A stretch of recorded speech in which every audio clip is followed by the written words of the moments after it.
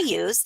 And one of the tools that I use is Google Classroom. And this is a free platform for organizing classes, providing assignments, collecting work, and communicating with your students. And you can make a classroom at home for your own child. Okay, so this isn't something that has to be just done through the school. And as a matter of fact, I can't use a school email address. I have to use a parent email address when I set these up. So it works for in school and out of school. Tutors can post, link resources, add videos, make announcements, and it integrates with your Google Drive. And that's why I really like it. As a matter of fact, the example I have off to the right side is two brothers. One's a fifth grader, one's a first grader, and I can organize things through topics, and then they have access on their end. But most of the time, I'm just sharing my screen, and then I maybe will just share the direct link for them to get into something just to take the confusion out of it. But Google Classroom for the win every single time. I even have courses that I've sold through it. It's easy to use. It's a great place to store things. And I'm even thinking, if you've got a young child who likes to play a lot of games, but you don't want them, you don't want all those bookmarks on your bookmark thing, put a little Google library together, put all their math games in one area, all their writing games in another, all their reading tools in another space, and then it's nicely organized for you. So you want to create separate classes, topics, courses. You can go there by just typing in classroom.google.com and you click the plus button, and then you begin adding your resources. And again, organizing your classroom by topics, dates, resource types, and materials are for items that just sit there, but assignments are for items with a due date. So if you want to give your group or your child an actual assignment, I want you to have this done by a certain time, go ahead, go for it. I don't know that you would do that, but if you're a homeschooler, you might absolutely do that. Okay. Did you have any thoughts on Google Classroom before I go on? I need to use it more. I haven't used it as much, and I love that. I don't know if it's there's Google Easel, right? Which is like an online version of different things I've used as well, because some of the options I've purchased from, let's say, TPT, Teachers Pay Teachers, in the past. So that one is not that one's not. I don't know if Google Eagle. It is Easel. Is that a Google product? It is. Okay. Okay. Yeah, I've heard of Easel. I just stayed out of it because at that time when they first introduced it, I don't think that Google owned it, and so I thought, oh, I don't want to learn a new thing at all. But yeah, that actually, if you purchase something from Teachers Pay Teachers, you can use the Easel, and then it will open up as an interactive site for you. And yeah, you could totally put it into Google Classroom and organize it that way for sure. Another great teaching resource that I have been using more and more with my older students is the interactive whiteboards in Canva. And you can use Canva as a free resource or a paid resource, and they have a huge variety of graphics, presentations, whiteboards, and so much more. But I have been using it for whiteboards. And so the nice part about Canva is they've got a drop and drag interface. They've got a huge stockpile of templates, stock photos, design elements, but they even have an AI, the Canva AI. You can type in, create a picture of this for me, and it will create the picture. So if they don't have it, you can find it. So it's got a variety of tools. It's simple. And of course, like I said, I use it as the whiteboarding option for my students. So here's an example of something that, it might look like for a student. I'm going to log into Canva. I'm going to click my home button. I'm going to choose a whiteboard option. I'm going to name it and share it so that anybody who has the link can edit it. So I'm going to change the sharing that way. And then I show my students how to use the tools as I upload different things into it. So for example, right over here, this was a PDF that I brought in, okay? And then when you click on the PDF, it just enlarges, and then the kids can write on the board. They can also type too.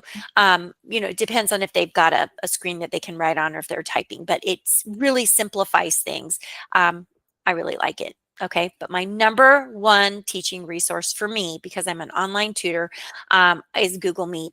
It's a free, and we're actually recording this in Google Meet. It is a free online conferencing software. It can be used on computers, tablets, and phones, and it allows you to share links and you can write on the screen. There's one disadvantage to it. If you're going to teach from a tablet or from your phone, the little pencil only works for you. But if you teach from a computer, you can allow access to the recipient on the other end, and they can also write on the screen. So it has adult controls, the adult controls who enters the meeting. So I only share the link with trusted people. We've got screen share and audio can be turned on or off for the student. We can, and honestly, I will turn off my students' video when they're acting silly. So I just turn it off, and then I say, I'm going to turn that back on for you. So you click your button, I'll be able to see your face again. And so that really controls some of the silliness that sometimes I get. You can easily share those documents straight from your Google Drive, because Google Meet is part of your Google Drive. And so I'm not having to download things. I can just say, here's the link. They have, they can edit within it, and it's super simple. And of course, they've upped their game, and we have annotation on the screen as long as you're using a computer. If you can do it on, if I'm on a computer and my student is on an iPad or a Samsung tablet or something like that, I can allow them annotation privileges. But like today, as I said, I was going to take my tablet, and if I end up doing that lesson, my student will not have annotation privileges. So I will be using the Kami app for that. And if I could have done 4 resources, I would have talked about that as well.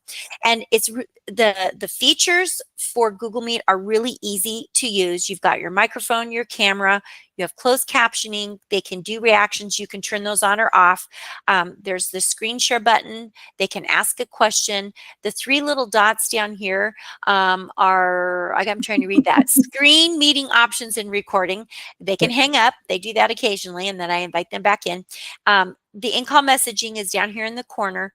And then this little box right over here allows you to do polls and other things, but most of my students, they can never figure that out. So it's not really helpful for my students, but that's okay. So those are our top three teaching tools. And we want to let you know that you can find us in different places. This is where you can find Sheryl. I'm on Tutoring with Sheryl on Facebook and on YouTube. And my website is just tutoringwithsheryl.tutorbird.com. And then I'll let you go through yours. Oh, yeah, I've got Facebook as well. I've got my YouTube channel as well. We have our other videos that we've made and other podcasts.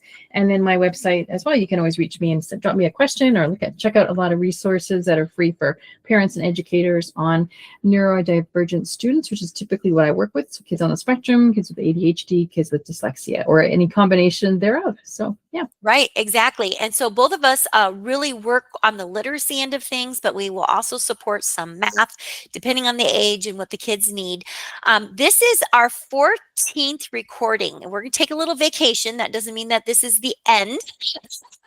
Tina was like, oh no, we're done. No, I think we'll just take a little bit of a break, but please leave us any questions, comments. Your feedback will help guide us on, any future recordings. We hope that this has helped your child to be successful, and now for you to be successful, because you have some teaching tools that you can use as well. But for any of your literacy issues, make sure that you reach out to me as well. And we just really want to thank you for your time. Yeah, I'm going to miss this, but I'm really glad that we did it. Absolutely. I've learned so much from you and just from researching the topics we've covered, even though a lot of it's kind of in our brain. Sometimes it's nice to get that out and make room for new stuff. Yeah, exactly. So make sure that you like, subscribe, share, and we want to thank everybody for joining us. Bye-bye. Bye. Thanks so much, everybody.